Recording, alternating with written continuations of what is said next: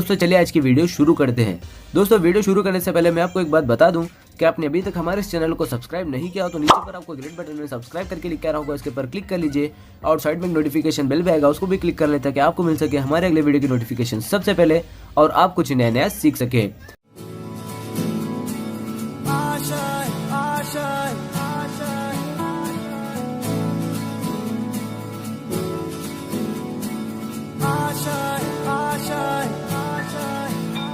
कुछ पाने की हो आस आस, कोई अरमा हो जो खास खास आशाएं, हर कोशिश में हो बार बार, करे दरियाओं को आर पार आशाएं, तूफानों को चीर के मंजिलों को छीन ले, आशाएं खिले दिल की, उम्मीदें हंसे दिल की, अब मुश्किल नहीं कुछ भी, नहीं कुछ भी, आशाएं खिले दिल की। Hello students, good morning. तो विद्यार्थी मित्रों, આપણે ધોરણ 11 ની અંદર જે ચેપ્ટર નંબર 8 કોષ જીવનનો એકમ તેની અંદર અભ્યાસ કરતા હતા. લાસ્ટ લેક્ચરની અંદર આપણે જોયું હતું કે પક્ષમ અને કષા વિશે અભ્યાસ કર્યો હતો. તો આજનો આપણો જે ટોપિક છે એ કયું છે? તારાકાય કે તારા કેન્દ્ર. તો તારા કેન્દ્ર આપણે જોઈએ તો સૌપ્રથમ તારાકાય અથવા આપણે જોઈએ કે પહેલા સૌપ્રથમ તારા કેન્દ્રની શોધ કયા વૈજ્ઞાનિકે કરી હતી? તો કે વૈજ્ઞાનિક હતો જેનું નામ છે વાન બેનેડે. આપણે જોઈએ વાન બેનેડે સૌપ્રથમ તો કે વાન બેનેડે નામનો વૈજ્ઞાનિક તેને સૌપ્રથમ પ્રાણીકોષમાં તારા કેન્દ્રનું અવલોકન કર્યું. સૌપ્રથમ પ્રાણીકોષમાં તારા કેન્દ્રનું અવલોકન કર્યું.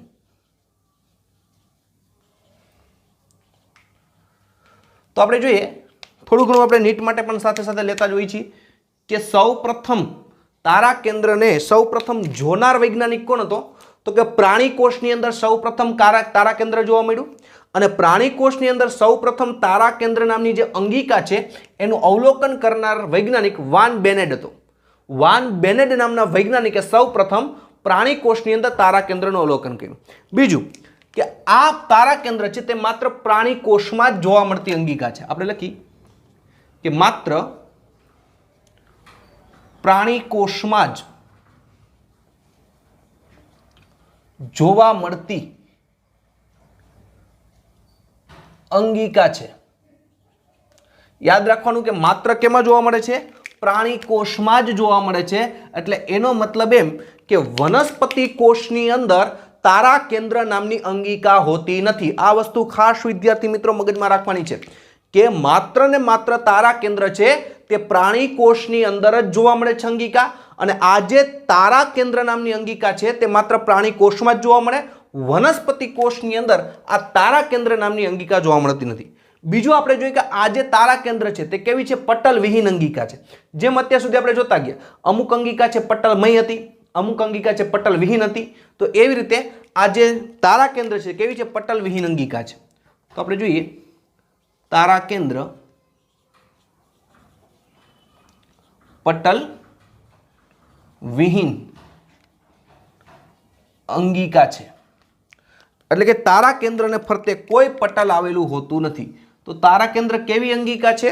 તો કે પટલ વિહીન અંગિકા છે. એટલે કે તારા કેન્દ્ર જે આપણે અંગિકા જોવાના છીએ હમણાં તેના ફરતે કોઈ પટલ હોતું નથી. ત્યારબાદ વિદ્યાર્થી મિત્રો આપણે બીજું જોઈએ કે તારા કેન્દ્ર છે તે જોડમાં આવેલી હોય. તારા કેન્દ્ર કેમાં હોય? જોડમાં હોય. તો આપણે લખી તારા કેન્દ્ર જોડમાં આવેલ હોય. હવે આ તારા કેન્દ્ર જે જોડમાં આવે એને શું કહેવાય? તો જોડમાં આવેલી હોય જેને તારાકાય કે સેન્ટ્રોઝોમ કહે છે. જેને તારાકાય, કૌંસમાં આપણે બીજું પણ લખી સેન્ટ્રોઝોમ કહે છે. બે વસ્તુ યાદ રાખવાની છે. તો આપણે જોઈએ આપણે વાત કરતા તારા કેન્દ્રની, આપણે એક્ઝામ્પલ પર ગાઈ લઈએ એટલે આપણે ખ્યાલ પડે. માનો કે આ તારા કેન્દ્ર છે, આપણે નલિકાઓ દોરી, આ કઈ અંગિકા છે? તો કે તારા કેન્દ્ર છે. હવે આ જે તારા કેન્દ્ર અંગિકા જોવા મળે તે માત્ર પ્રાણી કોષમાં જ હોય, વનસ્પતિ કોષમાં ન હોય. તો પ્રાણી કોષમાં તારાકાય નામની અંગિકાનું સંશોધન કરનાર વાન બેનેડ હતું. પણ આ તારા કેન્દ્ર છે પટલ વિહીન અંગિકા છે, એટલે કોઈ એના ફરતે પટલ નથી આવેલું.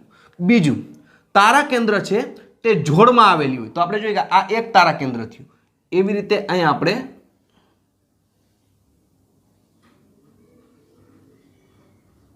આ બીજું તારા કેન્દ્ર થયું.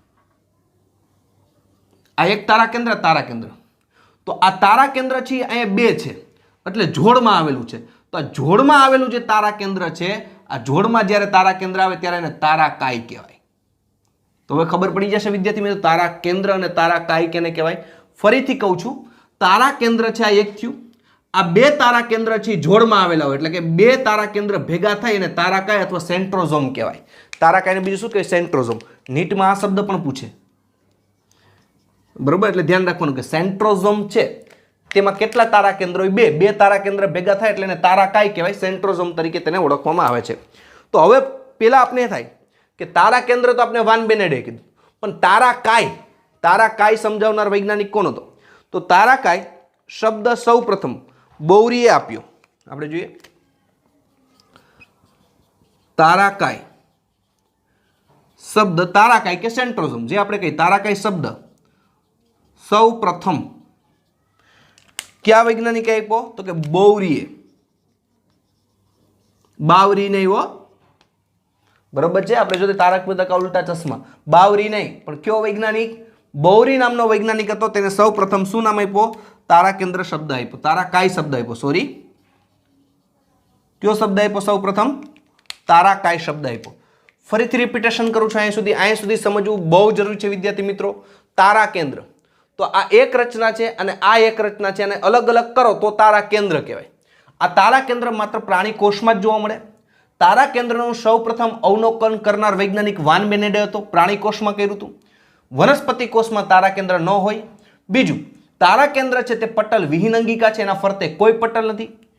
તારા કેન્દ્રો જોડમાં આવેલા હોય એટલે બે તારાકાય ભેગા થાય એને શું કહેવાય? સેન્ટ્રોઝોમ અથવા તારાકાય કહેવાય. બે તારા કેન્દ્ર ભેગા થાય એને તારાકાય કહેવાય અથવા સેન્ટ્રોઝોમ કહેવાય. તો તારાકાય અથવા સેન્ટ્રોઝોમ શબ્દ આપનાર વૈજ્ઞાનિક કોણ હતો? તો કે બોવરી નામના વૈજ્ઞાનિકે સૌપ્રથમ એને તારાકાય શબ્દ આપ્યો. તો આપણે લખી શકીએ અહીંયા કે તારાકાય એક એવી અંગિકા છે, તારાકાય એક એવી અંગિકા છે કે જેમાં બે નળાકાર રચનાઓ ધરાવે છે. જેમાં બે નળાકાર રચનાઓ ધરાવે છે. બે નળાકાર રચનાઓ ધરાવે. નળાકાર એટલે આ રીતના હોય એને શું કહેવાય? નળાકાર.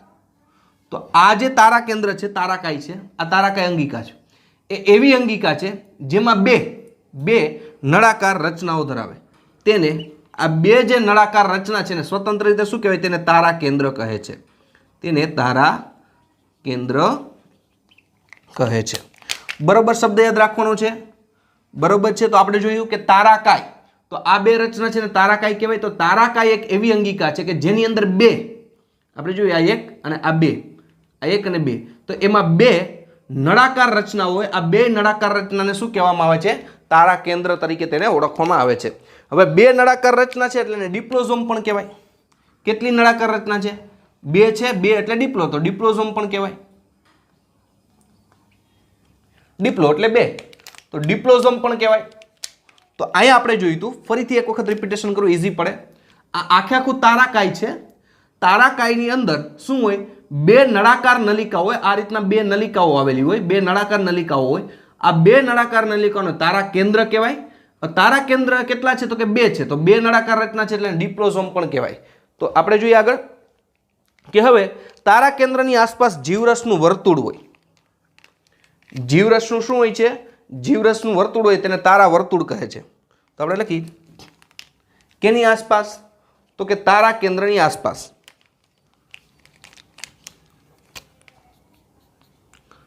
તારા કેન્દ્રની આસપાસ શું હોય? જીવરસને જીવરસ અને કોષરસ વચ્ચે ડિફરન્ટ વિદ્યાર્થી મિત્રો આપણે સમજાવ્યો છે। તો તારા કેન્દ્રની આસપાસ જે જીવરસ છે એ જીવરસને શું કહેવામાં આવે છે? તારા વર્તુળ કહે છે। આ વસ્તુ પણ મગજમાં રાખવાનું, તારા વર્તુળ કહે છે। કઈ રીતના? તો આપણે જોઈએ એક્ઝામ્પલ તરીકે, એટલે આપણે ખ્યાલ આપે। માનો કે આ બે તારા કેન્દ્ર છે, આ એક તારા કેન્દ્ર, આ બીજું તારા કેન્દ્ર, આ બીજું તારા કેન્દ્ર। આ બે તારા કેન્દ્ર છે, એના ફરતે એટલે કે તારાકાઈના ફરતે આવી રીતે જીવરસ આવેલો હોય। કોષની અંદર શું આવેલો હોય? આની ફરતે, આની ફરતે આ જે જીવરસ છે, આ જીવરસને શું કહેવાય? તારા વર્તુળ। આ વસ્તુ યાદ રાખવાનું, બરાબર છે? તો બે તારા કેન્દ્ર એટલે કે તારાકાઈ છે, એના ફરતે જે જીવરસ આવેલો છે, આ જીવરસને શું કહેવામાં આવે છે? તારા વર્તુળ કહેવામાં આવે છે। વિદ્યાર્થી મિત્રો, નાની નાની વસ્તુ નીટ માટે યાદ રાખવાની, નકર તારા કેન્દ્ર, તારાકાઈ, તારા વર્તુળ આ બધા શબ્દ મિક્સિંગ ન થઈ જાય એનું ખાસ ધ્યાન રાખવાનું। તારા કેન્દ્ર એટલે એક નલિકા, જે વાનબેડે આપ્યું હતું। ત્યારબાદ તારાકાઈ એટલે બે તારા કેન્દ્ર ભેગો થઈને તારાકાઈ, સેન્ટ્રોઝોમ અથવા બે નળિકા છે એટલે ડિપ્લોઝોમ પણ કહેવાય। હવે આ તારા કેન્દ્રને ફરતે વર્તુળ હોય જીવરસનું, તારા વર્તુળ તરીકે તેને ઓળખવામાં આવે છે। તો આપણે જોઈએ કે આ જે તારાકાઈ છે એ ક્યાં હોય? તો કે કોષ કેન્દ્રની નજીક હોય। તારા કેન્દ્ર ક્યાં હોય? કોષ કેન્દ્રની નજીક। આપણે લખી તારા કેન્દ્ર, એનું સ્થાન ક્યાં હોય? કોષ કેન્દ્રની નજીક હોય। પરંતુ કેટલાક પ્રોટિસ્ટા એટલે એક કોષીય સજીવ છે, તો પ્રોટિસ્ટામાં કોષ કેન્દ્રની અંદર પણ હોય। કોષ કેન્દ્રની અંદર શું જોવા મળે? તારા કેન્દ્ર હોય। આ વસ્તુ નીટ માટે આવું એક્સ્ટ્રા વસ્તુ યાદ રાખવાની કે તારા કેન્દ્ર છે ક્યાં હોય? તો કે જે કોષ કેન્દ્ર હોય। હવે વિદ્યાર્થી મિત્રો, કોષ કેન્દ્ર આપણે ખબર જ હોય, કોષની અંદર કોષ કેન્દ્ર હોય, એની નજીક તારા કેન્દ્ર હોય। પણ ઘણા પ્રોટિસ્ટા સજીવ એવા છે કે કોષ કેન્દ્રની અંદર તારા કેન્દ્ર આવેલું હોય, પ્રોટિસ્ટા સજીવ હોય। તો બીજું આપણે જોઈએ કે બંને તારા કેન્દ્રો એકબીજાને કાટખૂણે ગોઠવાયેલા હોય। તો જો આ એક તારા કેન્દ્ર, આ બીજું તારા કેન્દ્ર એકબીજાને ક્યાં ખૂણે ગોઠવાયેલા છે? તો જોઈ શકો કાટખૂણે, બરાબર છે? આ કયો ખૂણો થયો? કાટખૂણો। તો આપણે લખી બંને તારા કેન્દ્રો એકબીજાને કાટખૂણે ગોઠવાયેલા હોય છે। બંને તારા કેન્દ્રો એકબીજાને કાટખૂણે ગોઠવાયેલા હોય છે। તો બંને તારા કેન્દ્રો છે એકબીજાને કેવા ગોઠવાયેલા હોય છે? કાટખૂણે ગોઠવાયેલા જોઈ શકાય છે। ત્યારબાદ વિદ્યાર્થી મિત્રો આપણે જોઈએ એની અંદર કે તારા કેન્દ્રમાં શું હોય? હવે આપણે એક તારા કેન્દ્રની વાત કરી। આ બે રચના ભેગી થઈને કેવી હોય નહીં, પણ આપણે એક તારા કેન્દ્રને ઝૂમ કરી, આ તારા કેન્દ્ર છે એને આપણે શું કરી? તો કે ઝૂમ કરી। આપણે આ બાજુ એક તારા કેન્દ્રને મોટી રચના કરી એટલે આપણે શું જોવા મળે આપણે જોતા જઈએ। તો તારા કેન્દ્રો એની શું જોઈએ? તારા કેન્દ્રમાં પરિધ વિસ્તારમાં આપણે લખી તારા કેન્દ્રમાં પરિધ વિસ્તારમાં,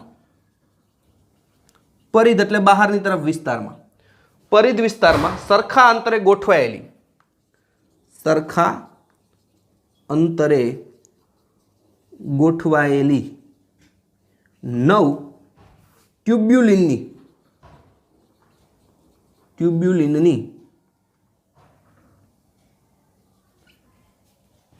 કેની હોય છે? ટ્યુબ્યુલિનની સૂક્ષ્મ નલિકાની બનેલી સંરચના છે। ટ્યુબ્યુલિન સૂક્ષ્મ નલિકાની બનેલી સંરચના છે। તો તારા કેન્દ્ર આપણે બે તારા કેન્દ્ર પછી એક તારા કેન્દ્ર હોય એવું જ બીજું તારા કેન્દ્ર હોય, એટલે આપણે તારા કેન્દ્રને ઝૂમ કરી તો પરિધ વિસ્તારમાં, તો આપણે પહેલા અહીં વચ્ચે આ રીતે દોરી નાખીએ એટલે ખ્યાલ આવે। પરિધ વિસ્તારમાં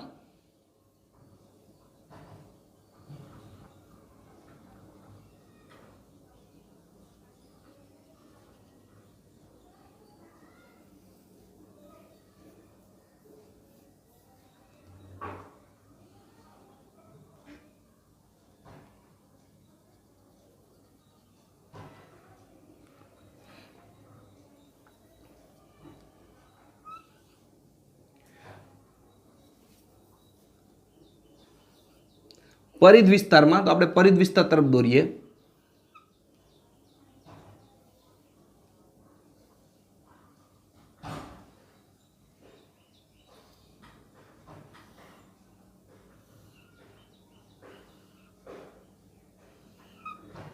આ રીતના પરિધ વિસ્તારમાં ટ્યુબ્યુલિનની બનેલી, એટલે કયા પ્રોટીનની? સૂક્ષ્મ નલિકાઓ હોય. ટ્યુબ્યુલિનની બનેલી હોય એટલે આપણે ખબર છે કેની નલિકા હોય? સૂક્ષ્મ નલિકા હોય. જો સમજો કે આપણે જોઈએ કે તારા કેન્દ્ર, તો આ વિસ્તાર છે કયો થાય? પરિધ વિસ્તાર થાય. છેડાનો વિસ્તાર છે કેવો કહેવાય? પરિધ વિસ્તાર. પરિધ વિસ્તારમાં શું આવેલી હોય? તો કે સરખા અંતરે, એટલે આ પરિધ વિસ્તાર થયો. પરિધ વિસ્તારથી બધાથી કેવા? સરખા અંતરે શું આવેલી હોય? 9 સૂક્ષ્મ નલિકા આવેલી હોય, જે કેની બનેલી હોય? ટ્યુબ્યુલિનની. તો 9 સૂક્ષ્મ નલિકા. કેટલી? 9 સૂક્ષ્મ નલિકા. એની પહેલા આપણે થોડીક રચના દોરી.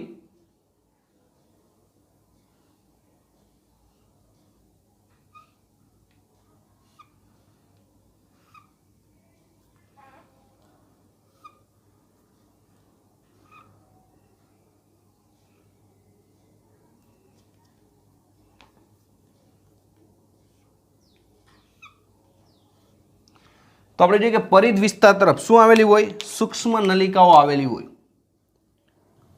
આ સૂક્ષ્મ નલિકા, આ પરિધ વિસ્તાર તરફ ગોળ ગોળ દોરી. આ બધી શું છે? સૂક્ષ્મ નલિકા. કેટલી છે? તો કે 9. જો ગણો, 1 2 3 4 5 6 7 8 9. તો પરિધ વિસ્તાર તરફ 9 શું આવેલી હોય છે? સૂક્ષ્મ નલિકાઓની બનેલી સંરચના હોય. 9 સૂક્ષ્મ નલિકા હોય. પણ આ સૂક્ષ્મ નલિકા શું? તો કે પ્રત્યેક પરિધીય નલિકા ત્રેખડ સ્વરૂપે હોય. પ્રત્યેક પરિધીય નલિકા ત્રેખડ સ્વરૂપે હોય. આપણે લખી પ્રત્યેક પરિધીય નલિકા કયા સ્વરૂપે હોય? ત્રેખડ સ્વરૂપે હોય છે. ત્રેખડ એટલે 3 3.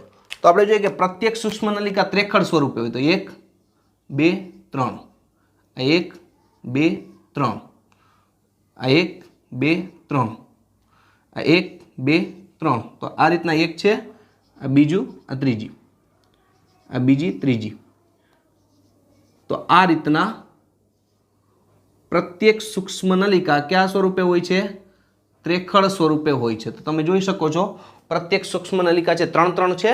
તો કયા સ્વરૂપે કહેવાય? ત્રેખડ સ્વરૂપે. ફરીથી કહું છું, આ બે તારા કેન્દ્ર છે એકબીજાના ત્રેખડ સ્વરૂપે હોય. આપણે તારા કેન્દ્ર છે, આ તારા કેન્દ્ર એકબીજાને કાટખૂણે ગોઠવાયેલા હોય. પણ એક તારા કેન્દ્રને આપણે ઝૂમ કરી તો એમાં શું જોવા મળે? તો કે પરિધ વિસ્તાર તરફ 9 ટ્યુબ્યુલિનની નલિકા જોવા મળે.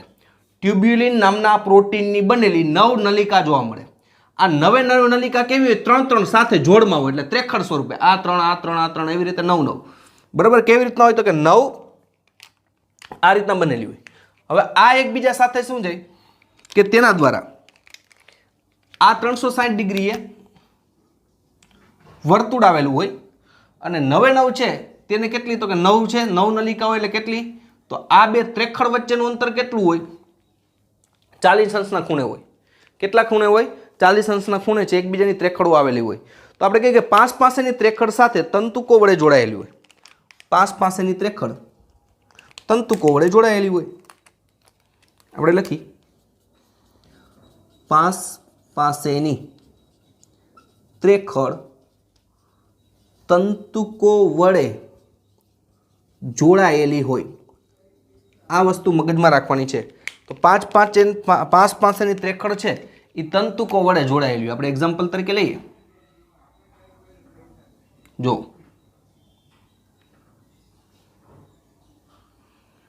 આ 5 પાસેની ત્રેખડ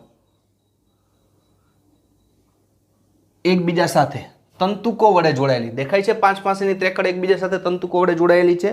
તો આ તંતુકો છે, આપણે જોઈએ કે તે શું કહેવાય? ત્રેખડ જાડા તંતુ, જોડતા તંતુઓ. આ શું છે? જોડતા તંતુઓ. આપણે લખી નાખી જોડતા તંતુઓ. અને આ શું છે? ત્રેખડ થઈ. હવે આવી કેટલી ત્રેખડ હોય? તો કે 9 ત્રેખડ. ત્રેખડ એટલે 3 ખબર હોવી જોઈએ. 9 ત્રેખડ આવી હોય છે. તો આ રીતના 5 પાસેની ત્રેખડ છે તંતુકો વડે જોડાયેલી હોય છે. પછી તારા કેન્દ્રના કેન્દ્રસ્થ ભાગમાં પ્રોટીનની બનેલી હોય છે, જેને મધ્ય દંડ કહે છે. તારા કેન્દ્રનો કેન્દ્રસ્થ ભાગ, તારા કેન્દ્રનો કેન્દ્રસ્થ ભાગ, તારા કેન્દ્રનો કેન્દ્રસ્થ ભાગ. તારા કેન્દ્ર છે એનો કેન્દ્રસ્થ ભાગ કેનો બનેલો હોય છે? પ્રોટીનનો બનેલો છે, જેને મધ્યદંડ કહે છે. પ્રોટીનનો બનેલો, જેને મધ્યદંડ કહે. ખાસ યાદ રાખવાનું. તો આ દેખાય છે, આને 3D માં જોવું પડે. આ એક નલિકા નથી વિદ્યાર્થી મિત્રો, પણ એક પ્રોટીનની બનેલી વચ્ચે સંરચના છે, જેને શું કહેવામાં આવે છે? મધ્યદંડ. મધ્યમાં એક દંડ છે. આ મધ્યદંડ છે એ કોઈ નલિકા નથી, પણ મધ્યમાં આવેલો એક દંડ છે, પ્રોટીનનો બને છે, એટલે નલિકા નો લેવી. તો આની ગોઠવણી કેવી રીતે થઈ તારા કેન્દ્રની? તો કે 9 + 0 આપણે લખી નાખી. કે તારા કેન્દ્રની ગોઠવણી કેમ થઈ? 9 + 0. કેમ 9? તો કે પરિધ વિસ્તાર તરફ 9 નલિકા, અને વચ્ચે છે એ નલિકા નથી, પણ પ્રોટીનનો બનેલો એક દંડ છે, મધ્યદંડ છે, એને નલિકા નો કહેવાય. જેમ આપણે પક્ષમાં શું જોતા હતા? તો કે 9 + 2. 9 + 2 તો બાજુમાં 9, પરિધ વિસ્તાર તરફ 9, બબેની જોડ, અને વચ્ચે 2 હોય. અહીંયા એવું નથી. અહીંયા શું છે? 9 + 0, એટલે કે પરિધ વિસ્તાર તરફ 9 ટ્યુબ્યુલિનની નલિકા આવેલી છે, અને વચ્ચે છે તે મધ્યદંડ છે. અહીંયા નલિકા નથી, મધ્યદંડ છે, પ્રોટીનનો બનેલો. તો આમ તમે કહી શકો આમાં કેટલી નલિકા હોય? કારણ કે એક એક ત્રેખડ હોય, 9 માંથી એક એક શું હોય? ત્રેખડ હોય, એટલે 27 નલિકા થાય. 27 + 0 બરાબર 27 નલિકા થઈ. તો 27 નલિકા એક તારા કેન્દ્રની અંદર આવી હોય. ત્રેખડમાં પૂછે તો 9 નલિકા આવેલી હોય. કેટલી ત્રેખડ હોય? 9 ત્રેખડ હોય. તો આ રીતના મધ્યદંડ કહે છે. અને ત્રેખડની પ્રત્યેક નલિકા સૂક્ષ્મ નલિકા પ્રોટીનના બનેલા ત્રિજ્યાવર્તી તંતુકો વડે મધ્યદંડ તેને કહેવામાં આવે છે. આપણે જોઈએ કે મધ્યદંડ સાથે જોડાયેલી હોય. તો આપણે જોઈએ કે ત્રેખડની પ્રત્યેક સૂક્ષ્મ નલિકાઓ, ત્રેખડની આપણે અહીં લખી, ત્રેખડની પ્રત્યેક સૂક્ષ્મ નલિકાઓ, ત્રેખડની પ્રત્યેક સૂક્ષ્મ નલિકાઓ છે તે પ્રોટીનના બનેલા મધ્યદંડ સાથે તંતુકો વડે જોડાયેલી હોય.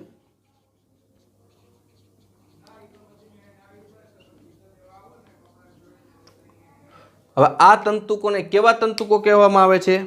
તો કે તેને ત્રિજ્યાવર્તી તંતુકો કહે છે.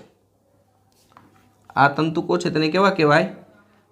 ત્રિજ્યાવર્તી તંતુકો.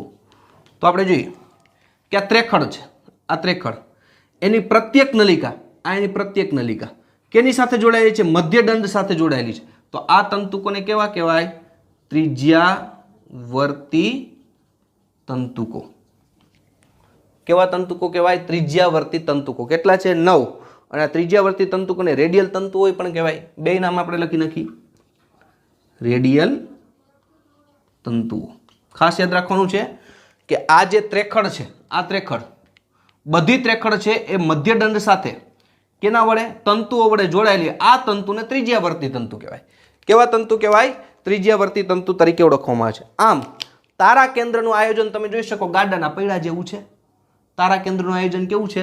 ગાડાના પૈડા જેવું. તો આપણે લખી નાખી તારા કેન્દ્રનું આયોજન. તારા કેન્દ્રનું આયોજન ગાડાના પૈડા જેવું છે.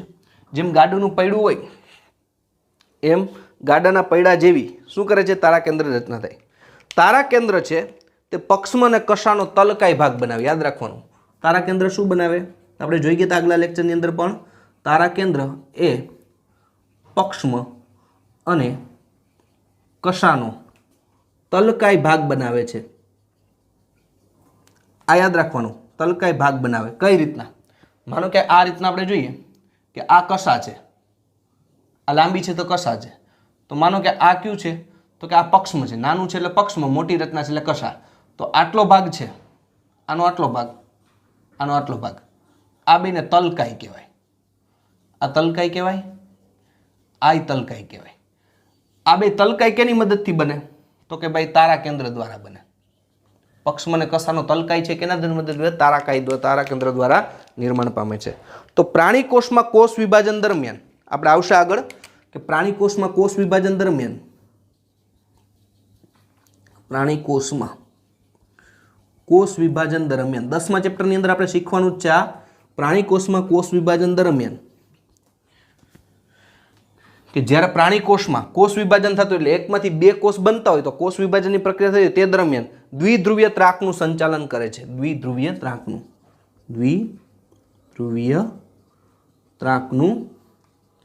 સંચાલન કરે છે. દ્વિધ્રુવીય ત્રાક કેમ રચાય એ આપણે ચેપ્ટર નંબર 10 ની અંદર અભ્યાસ કરવાનો છે. અત્યારે આપણે આ ખાસ નીટમાં પૂછાઈ ગયેલો પ્રશ્ન પણ છે એટલે આની પર ફોકસ કરવું કે પ્રાણી કોષમાં કોષ વિભાજન થતું હોય ત્યારે એમાં દ્વિધ્રુવીય ત્રાકનું નિર્માણ છે સંચાલન છે કેના દ્વારા થતું હોય તારા કેન્દ્ર દ્વારા થતું હોય. દ્વિધ્રુવીય ત્રાક શું છે એ આપણે ચેપ્ટર નંબર 10 ની અંદર ઓલરેડી આવવાનું છે એટલે અહીંયા આપણે કોઈ મગજ બગાડવાની એમાં જરૂર છે નહીં. સૌ પ્રથમ આપણે જોઈએ આખી રચના એકદમ ઇઝી છે વિદ્યાર્થી મિત્રો. આપણે ક્વિક રિવિઝન કરીએ અને સાથે સાથે આકૃતિને પણ જોતા જઈએ. જો સૌ પ્રથમ તારા કેન્દ્ર કે તારાકાય તો તારા કેન્દ્રનું પ્રાણી કોષમાં સૌ પ્રથમ અવલોકન કરનાર વૈજ્ઞાનિક કોણ તો કે વાન બેનેટ નામનો વૈજ્ઞાનિક હતો. તેને સૌ પ્રથમ પ્રાણી કોષની અંદર તારા કેન્દ્રની રચના જોઈ. બીજું કે આ જે તારા કેન્દ્ર છે માત્ર કેમાં જોવા મળે તો કે પ્રાણીમાં જોવા મળતી અંગિકા છે એટલે કે વનસ્પતિ કોષની અંદર તારા કેન્દ્ર છે તે જોવા મળતું નથી. એના પછી તારા કેન્દ્ર કેવી અંગિકા છે તો કે પટલમય અંગિકા છે. પટલવિહીન અંગિકા છે. પટલવિહીન અંગિકા એટલે એના ફરતે કોઈ પટલ આવેલું હોતું નથી. જેમ કે આપણે જોઈએ તો લાઇસોસોમ્સ છે, કણાભસૂત્ર છે, હરિતકણ છે, પટલમય રચના હતી તેના ફરતે પટલ આવેલું હતું. જેમ રિબોસોમ્સ છે એના ફરતે પટલ ન હોય એટલે પટલવિહીન.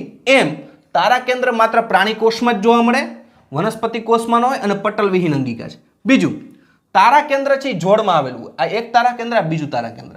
તારા કેન્દ્ર જોડમાં આવ્યું હોય. આ જોડમાં આવે એટલે આ જોડને આખી કહેવાય તારાકાય અથવા સેન્ટ્રોઝોમ પણ કહેવાય. એટલે આવા શબ્દ નીટમાં યાદ રાખવાના કે તારા કેન્દ્ર એકનું હોય, તારા કેન્દ્ર જોડમાં હોય.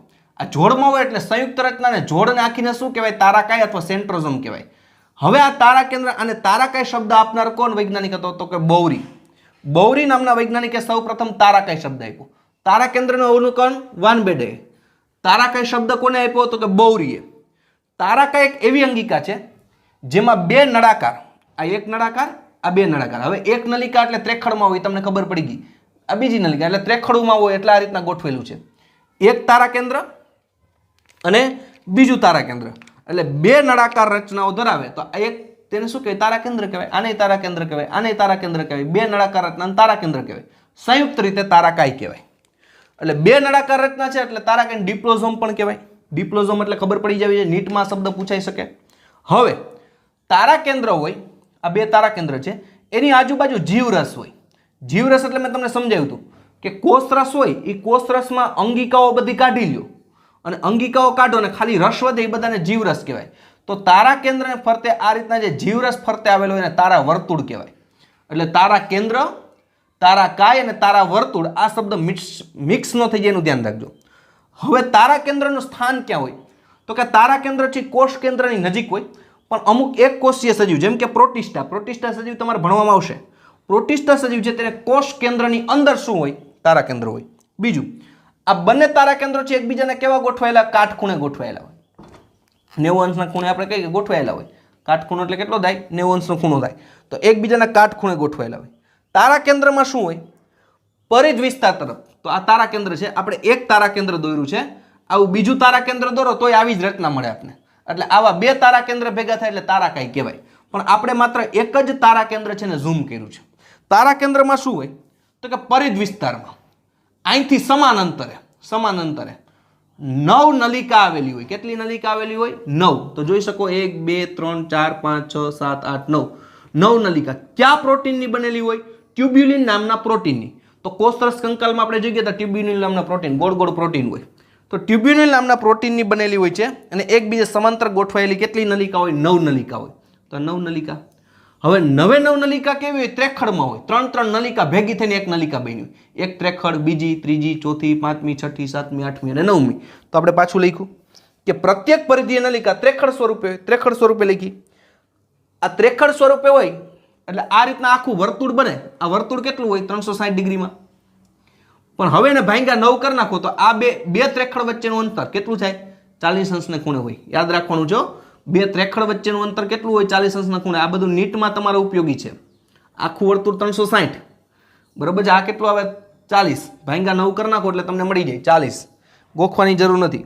હવે આપણે જોઈએ કે 5 પાસેની નલિકા, તો આ એક ત્રેખડ, બીજી ત્રેખડ, આ 5 પાસેની નલિકા એક તંતુ વડે જોડાયેલી હોય. દેખાય છે બ્લુ કલર તંતુ વડે? એને શું કહેવાય? જાડા જોડતા તંતુઓ તરીકે ઓળખાય છે. તો ત્યારબાદ તારા કેન્દ્રના કેન્દ્રસ્થ ભાગમાં, તો તારા કેન્દ્ર છે એનો કેન્દ્રસ્થ ભાગમાં એક પ્રોટીનની બનેલી રચના હોય જેને તારા મધ્યદંડ કહેવાય. આ પ્રોટીનની બનેલી રચના જેને શું કહેવાય? મધ્યદંડ કહેવાય. આ મધ્યદંડ છે, મધ્ય નલિકા નથી. એ વસ્તુ યાદ રાખવાની. તો આપણે એમ કહી શકીએ કે આ મધ્યદંડ કહેવાય. તો મધ્યદંડ છે એ કઈ રીતે હોય? તો કે આ ત્રેખડ છે એ મધ્યદંડ સાથે શેના વડે? પ્રોટીનના બનેલા તંતુઓ વડે જોડાયેલી હોય. અને આ જે ત્રેખડ છે એ મધ્યદંડ સાથે જે પ્રોટીનના તંતુ વડે જોડાયેલા હોય એ તંતુને ત્રિજ્યાવર્તિક તંતુકો અથવા રેડિયલ તંતુકો તરીકે ઓળખાય છે, જે તેની સાથે જોડાયેલા હોય. હવે તો આ રીતના તારા કેન્દ્ર છે કેના જેવી રચના કરે? ગાડાના પૈડા જેવી રચના કરે. પણ આ એક વસ્તુ યાદ રાખવાની, પરિધ વિસ્તાર તરફ 9, વચ્ચે છે, ફરીથી રિપીટેશન કરું છું, નલિકા નથી, એ પ્રોટીન છે. વચ્ચે પ્રોટીનનો દંડ છે, એ નલિકા નથી, એટલે 9 + 0 એમ લખાય. તો આવું નીટમાં પાછું યાદ રાખવાનું હોય. 9 + 0, 9માં 3, 9 તરી 27, ટોટલ કેટલી નલિકા? 27, કારણ કે વચ્ચે તો મધ્યદંડ છે. તો હવે આપણે જોયું કે તારા કેન્દ્ર છે તે પક્ષમાં અને કશાનો કયો ભાગ રચે? તલકાઈ રચે છે. અને પ્રાણી કોષમાં જ્યારે કોષ વિભાજન થતું હોય ત્યારે દ્વિધ્રુવીય ત્રાકનું સંચાલન કરે છે. અત્યારે યાદ રાખવાનું, આપણે નીટમાં પૂછાય કે દ્વિધ્રુવીય ત્રાકનું સંચાલન છે એ પ્રાણી કોષમાં કોષ વિભાજન દરમિયાન કોણ કરે? તો કે તારા કેન્દ્ર. પણ આ દ્વિધ્રુવીય ત્રાક આપણે ક્યાં જોવાની છે? ચેપ્ટર નંબર 10 ની અંદર આપણે અભ્યાસ કરવાનો છે. તો વિદ્યાર્થી મિત્રો, આ વાત થઈ તારા કાય અને તારા કેન્દ્રની. બરાબર જોજો, યોગ્ય રચના બરાબર સમજજો, ક્યાંય શબ્દ મિસ્ટેક ન થાય એનું ધ્યાન રાખજો. બરાબર છે? તો આપણે જોઈએ, સતત વાંચતા રહેજો એટલે આ બધી રચનાઓ તમને સરળ લાગે. અને ખાસ જ્યાં આપણે એવું લાગતું હોય કે નીટમાં પૂછાય એવું છે અહીંયા અંડરલાઈન કરતી જવાની, જેથી આપણું લગભગ 70% જેવું નીટ તો આપણા લેક્ચરમાં જ નીકળી જાય છે. બાકી 30% જેવું સમજવાનું આપણે બાકી રહીએ છીએ. એ આપણે જ્યારે સ્કૂલ સ્ટાર્ટ થશે ત્યારે આપણે જોતા જશું. પણ લગભગ 70% નીટ તો તમારું લગભગ બુકની સાથે સાથે ચાલતું જ જાય છે. તો વિદ્યાર્થી મિત્રો, આ ટોપિક અહીંયા સુધી રાખી. નેક્સ્ટ લેક્ચરની અંદર આપણો જે છેલ્લો ટોપિક છે એનો અભ્યાસ કરવાનો છે. અને એ છેલ્લો ટોપિક પૂરો થાય એટલે આપણું ચેપ્ટર પર પૂરું થાય છે. પણ એ છેલ્લા ટોપિકને આપણે કદાચ 2 ભાગમાં ડિવાઈડ કરશું. તો અહીં સુધી આ લેક્ચર રાખી, તો અહીં આપણે પૂરું કરી નેક્સ્ટ લેક્ચરની અંદર નેક્સ્ટ ટોપિકની ચર્ચા કરશું. તો ઓકે વિદ્યાર્થી મિત્રો, thank you, have a nice day.